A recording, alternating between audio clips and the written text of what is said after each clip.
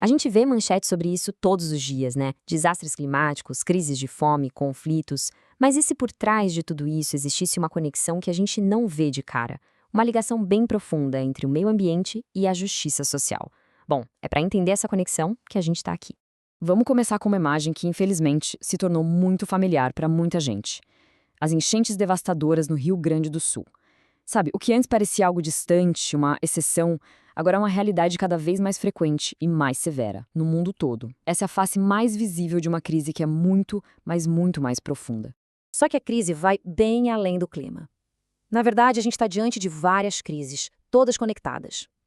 Para a gente conseguir enxergar essa conexão, primeiro a gente precisa olhar para o que está na superfície, sabe? Os problemas que a gente vê e sente no nosso dia a dia. Pensa, por exemplo, na crise alimentar global. Em 2022, a ONU soou o alarme. Os preços dos alimentos atingiram recordes, e não tem um culpado só. É como se fosse uma tempestade perfeita. De um lado, os choques climáticos destruindo colheitas, do outro, as cadeias de suprimentos que ainda estavam frágeis por causa da pandemia. Aí vem os conflitos que bloqueiam exportações essenciais e até a expansão dos biocombustíveis, que acabam competindo por terras que poderiam produzir comida. Um exemplo bem claro disso foi o que aconteceu no porto de Odessa, na Ucrânia. De uma hora para outra, a invasão russa interrompeu o fluxo de uma fonte gigantesca de trigo para o mundo inteiro. O resultado? Um aumento imediato nos preços, que mostra como um conflito a milhares de quilômetros de distância pode impactar diretamente o que vai para o nosso prato. E essa é a pergunta central de tudo. As enchentes, a fome, a poluição, tudo isso afeta a todo mundo, claro. Mas o peso dessa crise não é distribuído de forma igual. E é exatamente aqui que a história fica bem mais complexa. A resposta para aquela pergunta nos leva direto para o coração da questão. O dano ambiental quase sempre cai nos ombros de quem é menos responsável por ele e, claro, de quem tem menos condições de se proteger. O conceito que amarra tudo isso tem um nome: justiça ambiental. E olha, não é uma ideia nova. Ela nasceu lá nos movimentos pelos direitos civis nos Estados Unidos, quando ativistas começaram a perceber um padrão bem assustador. Lixões tóxicos e indústrias poluentes eram quase sempre instalados em bairros de minorias. Justiça ambiental é, na essência, a luta por proteção igualitária para todo mundo. E essa realidade não está nem um pouco distante da gente.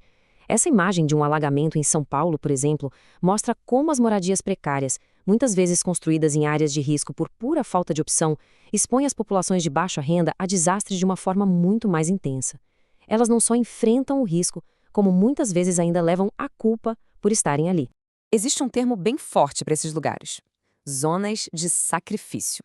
São áreas onde a sociedade meio que implicitamente decidiu que os custos ambientais do progresso devem ser pagos por populações específicas, comprometendo para sempre a saúde do ambiente e, claro, de seus moradores.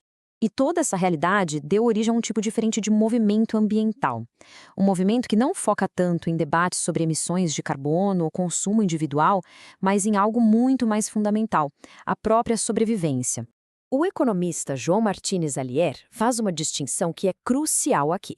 De um lado tem o que ele chama de modernização ecológica, aquela crença de que a tecnologia e o mercado vão conseguir resolver a crise sem que a gente precise mudar o nosso modelo de crescimento.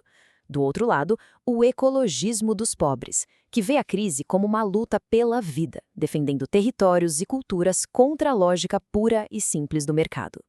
Então, o ponto central aqui não é ficar esperando por uma solução tecnológica mágica. A proposta é um diálogo de saberes, é valorizar o conhecimento indígena, as práticas agrícolas tradicionais, os modos de vida que sempre buscaram equilíbrio, em vez de impor uma solução única, que vem de cima para baixo. E essa luta não é só teoria, não. Ela está acontecendo agora, em comunidades pelo mundo todo. Vamos ver como essa resistência se manifesta na prática.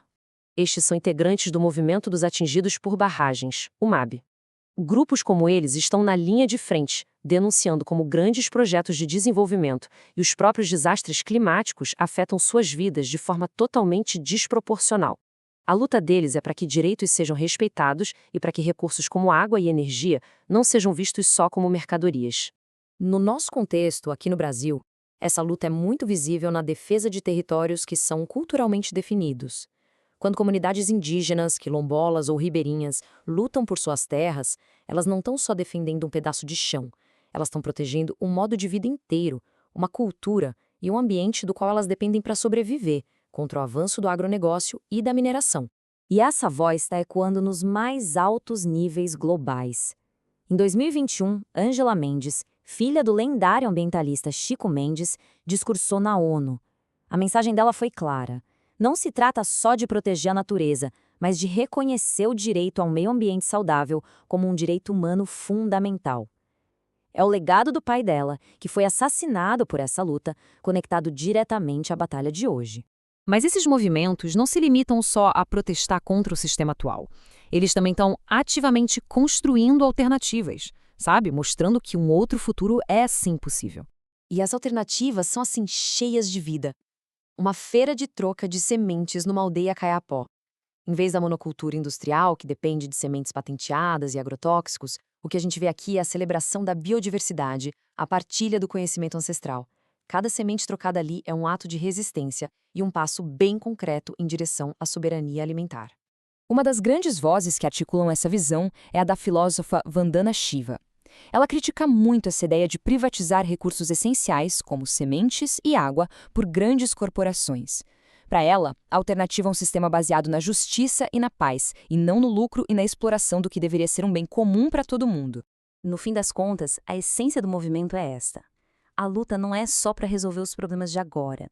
É para garantir que os custos ambientais do nosso modo de vida não sejam simplesmente empurrados para as futuras gerações. É uma luta por um planeta habitável e uma sociedade mais justa para quem ainda está por vir.